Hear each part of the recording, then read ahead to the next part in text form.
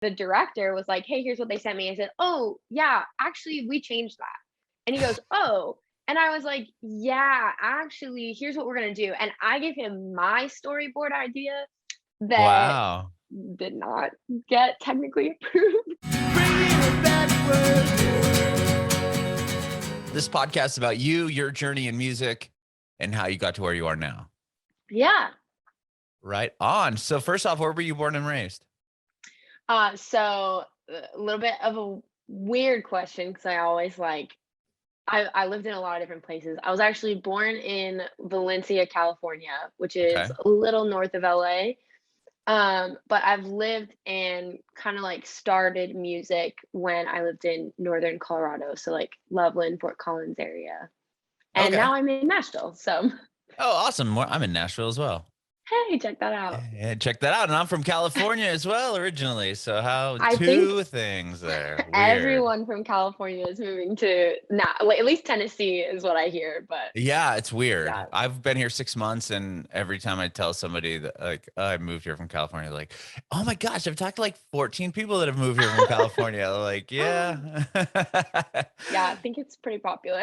Yeah, it's weird. Nashville's like So Valencia, how long were you there for? I lived there for like 4 years, so I don't Yeah, remember a whole lot of it, because I was like a baby. sure. But I have family there, and so I go visit them a lot. And I love the beach, so There you go. Right on. who So doesn't? talk to me about growing up in Colorado, or being raised, so to speak, in Colorado. Yeah.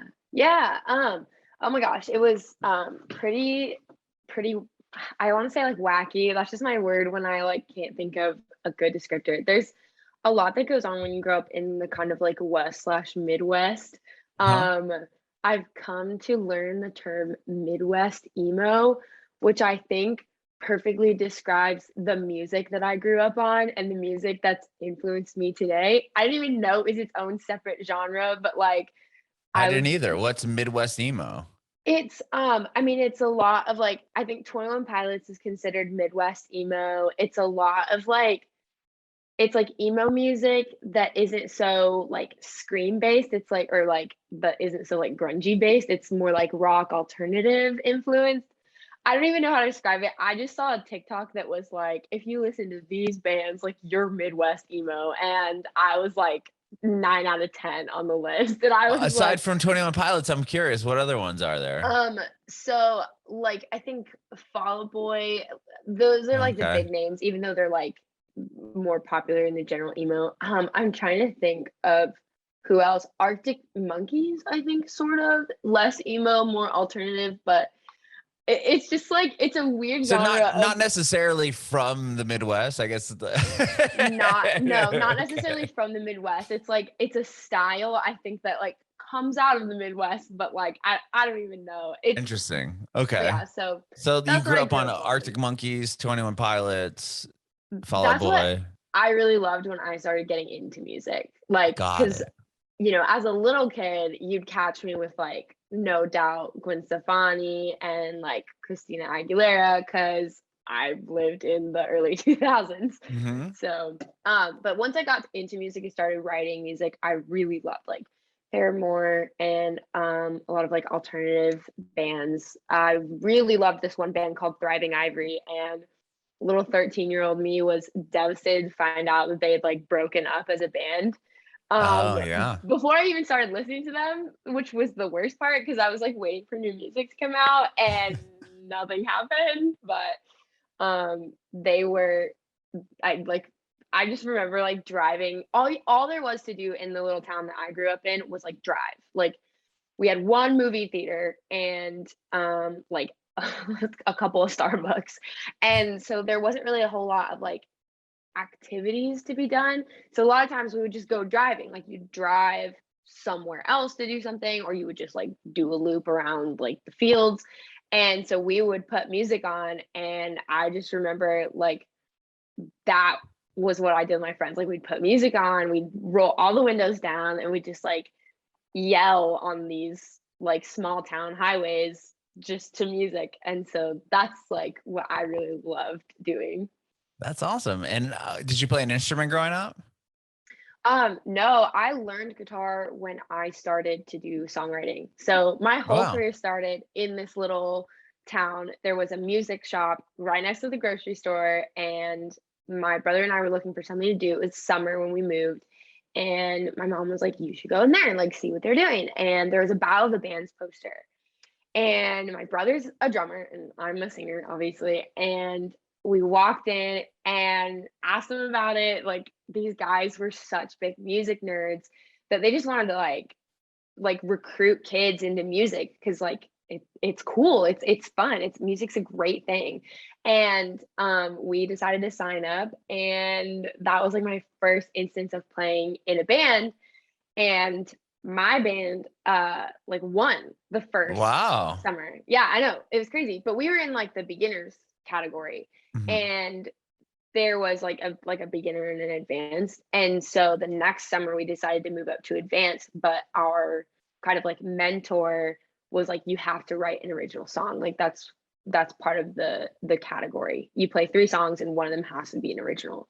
Oh, so you And won off a cover. The we won first the off of first covers. round was a cover. Got you. Yes. That was not like I definitely have tried to write songs before, but I didn't really know it was a passion of mine until the second summer and they were like, you have to like go write an original song. And Oh, so okay. I wrote my first ever, like I was angry at my dad because he took my phone away. I I wrote this song so angsty and we played it and then that band ended up becoming the band I played with for several years in Colorado. We toured, we did little festivals. We ended up even Wow. going to like Denver and playing shows there. And like of course it evolved, members changed and like, cycled in and out, but Mhm. me and my brother were kind of at the heart of it all and that's how I found out that I like really wanted to make music my whole lifetime. Okay. Does your brother still play with you now? Yeah, he Oh, that's actually rad. plays all my shows. I low key like refuse to have anybody else.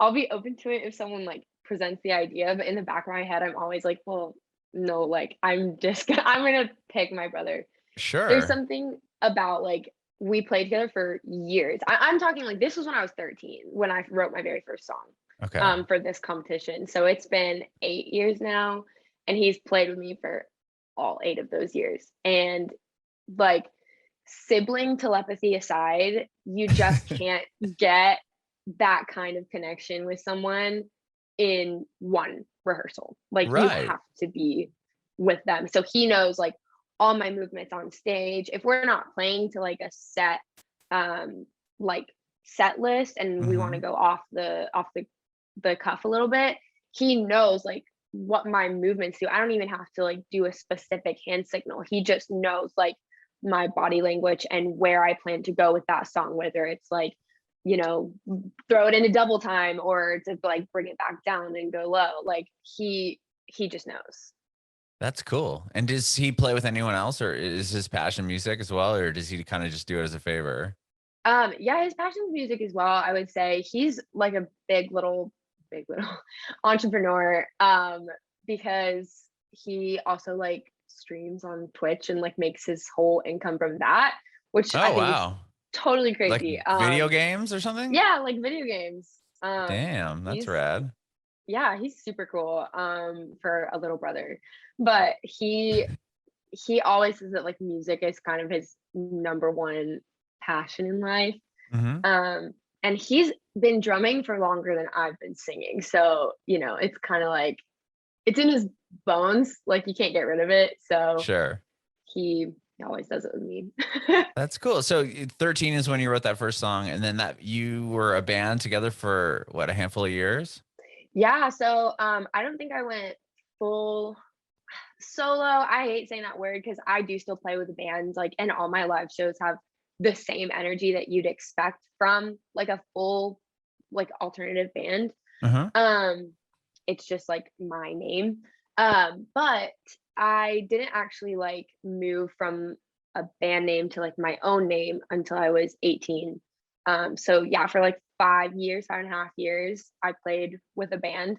Mhm. And we went by many names. We dabbled in a lot of genres, but once everyone kind of went off to college, some people in the band just discovered different interests and they didn't want to make music a full-time thing. And so me and my brother were like, this is our life. Like we Mm-hmm. want this forever. And so that's how like we kind of moved on into the project ENZI. Okay. And did you go to college for music, or did you move to, like, what took you to Nashville? Just songwriting? Yes, both Okay. actually. I go to Belmont University, which has Oh, a wow. songwriting program. Yeah. Yeah. So That's it's amazing. yeah. I'm sure do you have to like audition to get into the program there? Yes. What was that like? It's oh my gosh, it's been so long since I even thought about my audition. Basically, I think you submit 2 songs, and then you kind of have to give a little bit about yourself. Hmm. But they say that it can't be more than 6 minutes. And I first when I was applying, I was like, this is ridiculous. Like some of my songs are more than 3 minutes, so how am I supposed to pick 2 that fits in the time Right. slot? And I've learned because I'm now a senior, so this is my last year. Hmm. Um, I've learned that they do that on purpose to kind of make you pick your most commercial songs. And it's not to say that all songs have to be under 3 minutes, but they kind of pose it as an invisible challenge. Like you don't know that you're being kind of tested Hmm. before you get in. And so I think it's really cool. You had to send like your lyrics and like a performance of the song and then talk about yourself, which I thought was pretty intimidating but cool Yeah. nonetheless. Sure. Okay. So you get into the school, and then when did you start releasing songs? I know you have a handful of them up on your Oh Spotify. yeah. So I've released songs ever since ever since we figured out how to get them recorded. Hmm. So my band released some songs. They don't exist on Spotify anymore. But I released my very first single by myself when I was 14. Wow. Um, it was a song called Are You With Me? I had been signed to like an acting and modeling agency, not because I wanted to do it, but because I did it when I was a kid and I was like, that like there's nothing wrong with being signed up for it. And they didn't do anything in music, but they heard of this guy coming to Denver to basically talent scout Uh-huh. for a project. And he was like, I'm going to pick like 5 people and you all get to do a single with me and we'll promote it. And it was the same guy that did Friday by Rebecca Black. Really? Yes, it was kind of insane. He's kind of strange, but he's just an interesting person to work with. And so I heard it from that agency and went down to audition, and they basically sent me tracks. And that was the first time I'd ever written to tracks that I did not, or like that I was not part of producing. Hmm. So it was definitely a challenge, but my first single that ever came out was called Are You With Me? And we got over like 100,000 views on YouTube. And I was like, whoa, like I was 14. It was totally insane. Yeah. Wow. So you ended up winning you were one of the few people that he wanted to work with? Yeah. I wouldn't Okay. call it a win because I think that it was definitely like he was looking for a specific kind of person. But I Hmm. think I told them in like the interview, because I had to like interview and sing for them, that I'd already written songs before. And I think that that really helped Hmm. because they weren't taking someone who just had a good voice. They were taking someone who kind of at least was starting to understand the full process of music creation. So Hmm. very grateful for that experience. Yeah. And What a way ever to get since then, into it. I mean, having their video do that well, right on yeah, YouTube. it was crazy. It was a lot too because they were from LA. And so they were pretty strict on what they wanted from this music video. And I am very stubborn. And I was just like, some of the things that this person has done before, like other than the Friday music video, has been very like weird and abstract. And I was just like, it's almost cringy, honestly. And I was like, I do not want my music video to be something that people laugh at. Like, this is Right. serious. The song that I wrote was serious, and they just they they wanted something from the music video and I wanted something else. And basically kind of I kind of went behind their backs because they were from LA. I was living in Colorado. They did not fly out for the music video shoot. I was the Okay. only one managing it all. They just like contacted a director, and the director was like, "Hey, here's what they sent me." I said, "Oh, yeah, actually we changed that." And he goes, "Oh." And I was like, "Yeah, actually, here's what we're going to do." And I gave him my storyboard idea that Wow. did not get technically approved.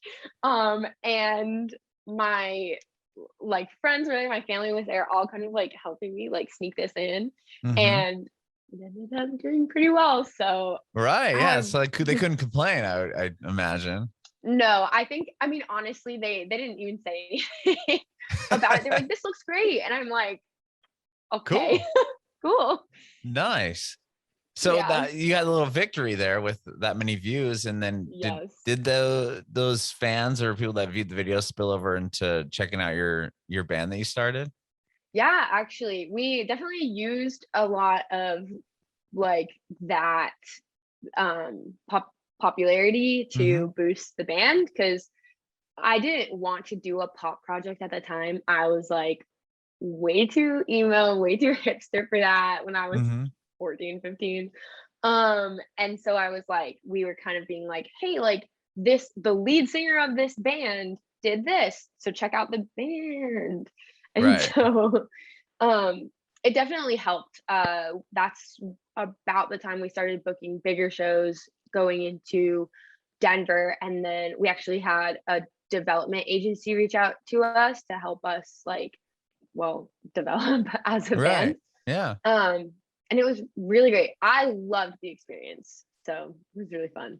That is really cool. And then you get to Nashville, and Hmm. you're in Nashville now, obviously. But Yeah. tell me how did like you're going to school and then the pandemic happens? Like that must have just changed your life completely. I obviously, but like Yeah. were you going to school in person and then that took that away? And like how does that affect your songwriting and you know Yeah. your your career really? It it really affects a lot. I'm like super passionate about how the pandemic has affected musicians specifically because there really was no way for us to create a virtual environment Hmm. for music. Um, we did do like virtual shows. I did that. But they just aren't the same. And people don't tune in the way that they do at a live concert. Understandably so. Who wants to watch music on a screen when before we were experiencing it like with our whole bodies? Yeah, I'm sure it's got Um, to be a hard sell too to people. Like, hey, we're yeah. doing this live stream.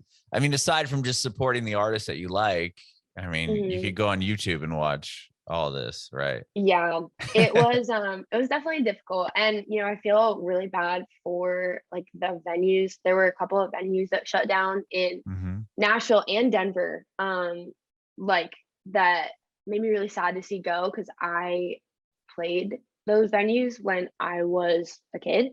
Hmm. And so like I was sitting here as like a 20-year-old adult watching pieces of not just my childhood, but my like origin story like Hmm.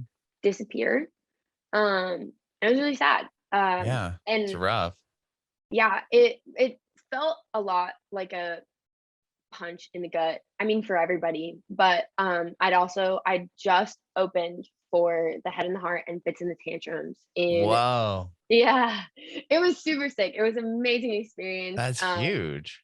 Yeah, it was so cool. I have no one to thank but people who like my music because they were the ones that got me there. Hmm. Um, Was that in and Nashville? no, this was in Oh, Denver. I played oh, okay. the Mission Ballroom. It was so much fun. And I it was a really big deal to do that because a lot of Denver artists like it's called Hometown for the Holidays was the concert, Hmm. and local artists like they compete for that opening spot, and it's all fan based. Wow. And I have never loved popularity contests. And I just kind of like assumed that I wasn't going to get it and that it wasn't going to happen for me, but that I was really honored to have been in like the top 10 people that were chosen. Uh-huh. And then when they announced my name as the opener, I like I almost threw up. I was like so shocked. And it's a big deal because that means a lot of times you've now played this huge venue. You have a huge crowd of people who Uh-huh. love local music that now want to support you in the rest of Denver. And so I had a headline show and potentially other like shows lined up after that, that all got canceled because of COVID. Oh my And gosh. Way to have the rug pulled out. I mean, it sounds like you were yeah, finally gaining some serious momentum and then it no was. more. It really made me question a lot, not if I wanted to do songwriting or anything or be an artist, because that is my passion. Like Mm-hmm. I couldn't separate myself from that even if I tried. But it made me this industry is really hard because you put a lot of your worth in the product that comes back to you. So Mm-hmm. like you put your heart and soul into a song that you write and you produce it and you spend months perfecting this track and you put it out, or you perfect your show and you practice and you do. I mean, I don't know what other artists do, but like I go to the gym and I run on treadmills and I sing so that I have like the stamina to keep up for a full hour long show. Mm-hmm. And so, you put every ounce of energy you have into it. And when those things fall apart, or when they come back and they don't have quite the success rate you were hoping for, it's really hard to get up and motivate yourself to do that again.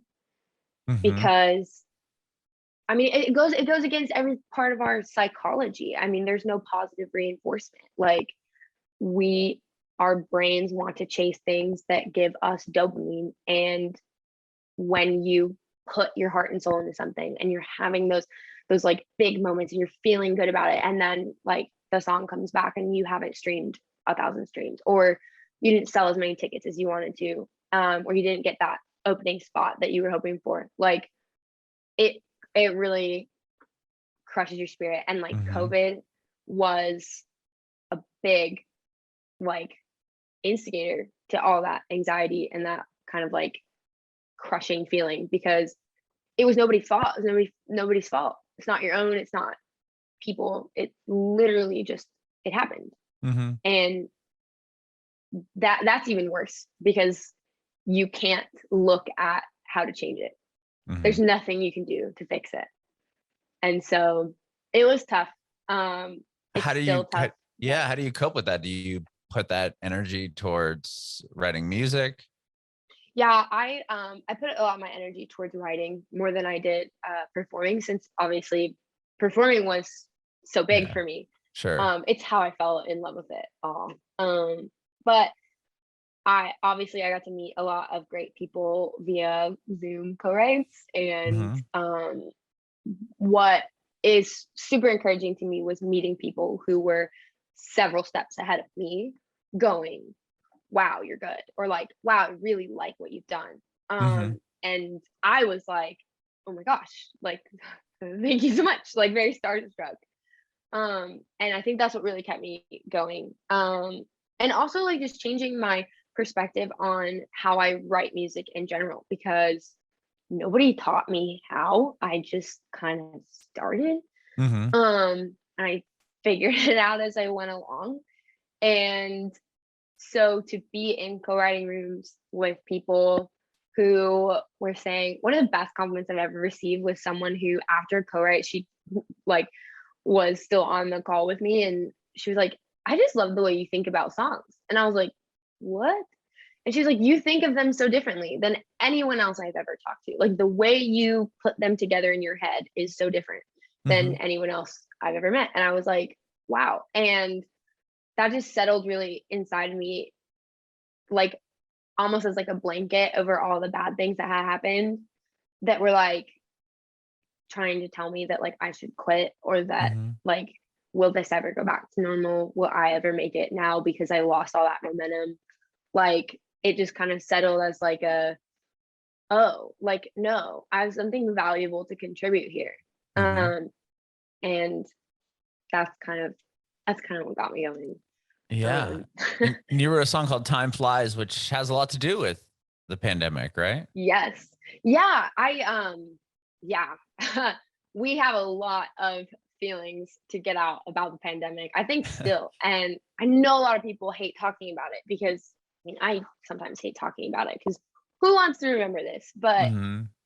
the reality is that we all went through a collective trauma. Like we had this insane thing happen to all of us that like we need to work that out. Like Right. we can't just let that simmer and fester inside of us because it will be Sweep it under the not good. rug. Yes. Oh That my never gosh. happened. If I could, I would, but I know that that's not a healthy outlet. And so I wanted to write a bit of a like a COVID pandemic song that Mhm. didn't necessarily say like, the pandemic made me feel this way. Because I think a lot of songs that came out of especially the beginning of quarantine, like loved talking about Oh, quarantine. yeah. And I was like, this is great, but hopefully eventually when we get to the place where we're not quarantined anymore, this will not be relevant. This will not feel like a relevant emotion. Right, And just like a so, snapshot in time. Like, mhm, 21 Pilots did it, Level of Concern. Isn't that about the pandemic? yes, I think so. I mean, because they say like quarantine in this song. Yeah. Which no shade. I think it's like awesome if you can manage to like rhyme and fit the word quarantine into your song. That's really Yeah, that's that's an a difficult accomplishment in word. itself. Yeah, Yeah. yeah. No, but I wanted to write something about like because the emotions I was having from my situation in the pandemic was not an isolated incident. Like these were not just pandemic related. It was like the anxiety that I struggle with every day. It's depression that like people collectively fight every single day. And so time flies can of course be applied to the pandemic and that's where I wrote it. That's when I wrote it. Um and it was like those feelings that were inspiring enough to get me into that headspace, but really it's about feeling just so melancholic and apathetic. It's so like uh, it's just what a depressive episode looks like for me. Mhm. And I think that a lot of other people feel the same way too, or that they have similar experiences. And that's always my hope with my music is that people will listen to that and go, "Oh, I feel that way too." Mhm. And know in that that they are not the only person experiencing that because at the very least there's me. I have experienced it. Mhm. So the worst feeling in the world is feeling like you are going through something alone.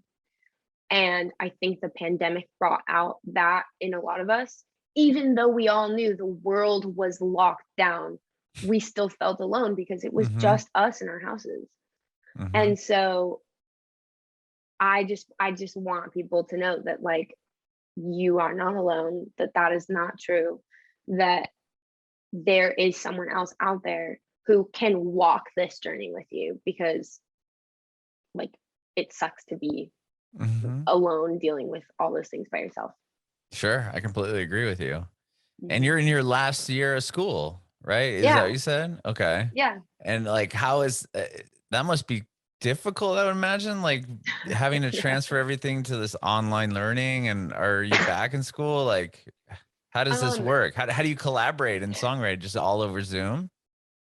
so it kind of depends on people's comfort level. I'm vaccinated. A lot of the co-writers that I write with are also vaccinated. So we mostly just like pay attention to CDC guidelines and that kind of Sure. Well, respect. you're in Tennessee too, so it's not as like gnarly. Uh, that is that is debatable, but yeah, it's I won't talk politics about it, but Right, but yeah. um, it's all individualized. If someone else is on Zoom, like I don't like Zoom writing necessarily over in-person writing, Mhm. but I think it opens up a world of opportunity. I was able to write with someone in London Wow. this past year, twice actually, Mhm.